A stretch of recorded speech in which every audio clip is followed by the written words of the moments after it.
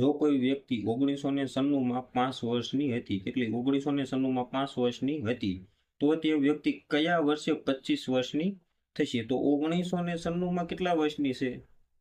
1996 5 વર્ષની તો છે, તો હવે 20 વર્ષ પછી તેની ઉંમર કેટલી થઈ જશે? 25 વર્ષ થઈ જશે. તો આપણે એડ કેટલા કરવાના થશે? 20. 6 9 ને 2 11 એકડું, એટલે કે 2016 માં તે વ્યક્તિ કેટલા વર્ષની થઈ જશે? 25 વર્ષની થઈ જશે. તો આ દાખલામાં ક્યાં ગણતરી કરવાની હતી? પરંતુ તમારે ધ્યાન એ રાખવાનું હતું કે 5 વર્ષની હતી, માત્ર એડ કેટલા કરવાના છે? 20 એડ કરવાના છે, 25 એડ કરવાના નથી. અને ઘણા વ્યક્તિ એમ કહેતા હતા કે અહીંયા સર લીપ વર્ષ છે એટલે જે જવાબ આવે એ લીપ વર્ષ જ આવે, એવું જરૂરી નથી. જો 24 વર્ષની થશે એવું કીધું હોત તો આપણે માત્ર 19 જ એડ કરવાના થાત, તો કેટલો આપણને જવાબ મળે? 2016 ની જગ્યાએ આપણને શું મળે? 2015. તો અહીંયા આપણો રાઈટ આન્સર શું થશે? Option number C, 2016. આમાં લીપ વર્ષે, સામાન્ય વર્ષે એ કઈ જોવાનું નથી. પ્રશ્ન માત્ર એમ પૂછેલો છે કેટલા વર્ષે 25 વર્ષની થશે?